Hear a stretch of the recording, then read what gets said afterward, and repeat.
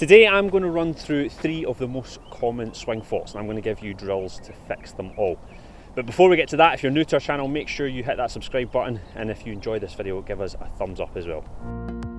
So the first thing we're going to talk about is the left wrist position in the golf swing. Now what do I mean by that? Well, we'll take 2 examples. Dustin Johnson, he's like this at the top of the swing, so he's very closed. That's what we call a bowed left wrist. Now think about someone like Fred Couples.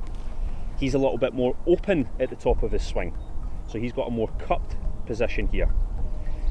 The common theme between both players is that in transition, Dustin Johnson holds that bowed position, Fred Couples goes from this cupped position into a bowed position. So basically on the downswing, they're pretty much both the same, and that's what we found with really good players, is they tend to move into that position on the way down. They tend to move into more of a bowed position on the way down, whether they're open or closed at the top of the swing. Now, what a bowed position helps you do is simply close the club face on the way down. As a slicer, you will swing off to the left at impact and the face will be open to that. But if you can get used to feeling like that wrist bows slightly in transition, the face won't be open quite as much, and that should help reduce the curvature. Now, how do you get a feeling for doing that in your swing? Well, on the way down, all you want to feel is that this left hand twists in the downswing. So as you get from here to here, feel like the left wrist twists this way, and you create more of a bowed position in the swing. Now that's quite a tricky thing to do, but if you work on it, you will start to close the face over a little bit. This is also ideal for guys who want to draw the golf ball. If you want to hit a draw shot, you're going to have to do basically the exact same thing. So you want to go from a cupped position into the bowed position, or if you're already in a bowed position, you want to maintain that in the downswing.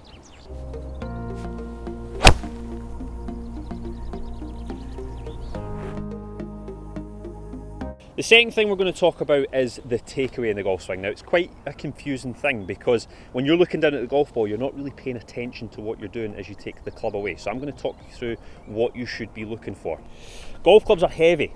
It's difficult to move all this weight around your body, then move it back into impact. Now, because there is so much weight, what it makes people do is grab with the hands when they take the club away. So they try and flip the club away on the inside, or they might take the golf club out here. And basically, if you move to the top from there, it doesn't give you a whole lot of room to do anything else. It's very hard to make your downswing in the transition. And what often ends up happening is you pull with the hands and the club comes down way too steep and goes off to the left. And that's what causes a slice. It can cause a big push if you leave the face wide open. It can cause a number of errors in our golf swing, and it makes it really hard to play that way. So, simple drill to help you fix that. The golf club weighs a lot. We need as much muscle to help us move the club head around our body. We're going to do that by creating more of a one-piece takeaway. Rather than flipping the club in with the hands, inside or outside, we're going to make sure that the hands, the arms, the shoulders, all the upper body help us move the club away from the ball. Now the way we're going to do that, red alignment stick here, but you can use a golf club if you don't have an alignment stick on the range. And all you're going to do is set up to the golf ball and feel like the club travels down the line of the alignment stick. You're not going to flip it in this way, you're not going to swing out that way. We're just going to move back, everything moving as one. So the whole upper body is helping move the weight of that golf club. And as you turn to the top, you're going to be in a much better position from there to hit the golf ball in transition. And the best part about it is if you've turned away from the golf ball like that, you can use the whole upper body to then hit the ball. You're going to have more power, you're going to have a bit more speed that way.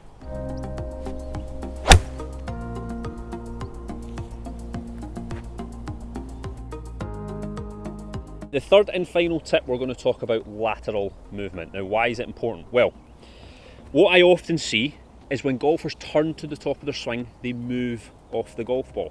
Now, the reason that this happens is they're just trying to use their body to hit the ball harder. Because as I've just talked about, there's a lot of weight in the golf club. So if you use your entire body, you should be able to hit the ball harder. Makes sense.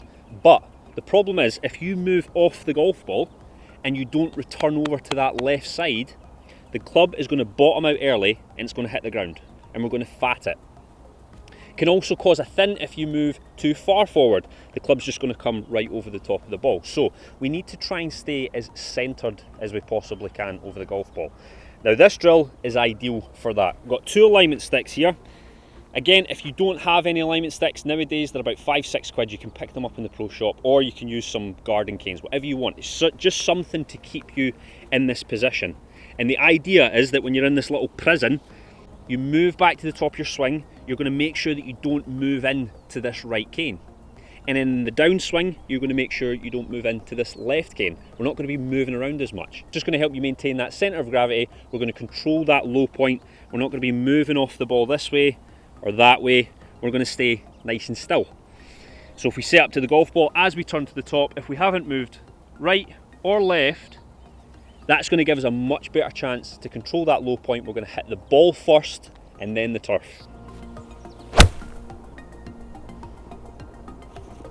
So there we go. I didn't sway off to the right, I didn't sway off to the left after impact. I stayed nice and still using these 2 alignment sticks, and that's going to improve your strike.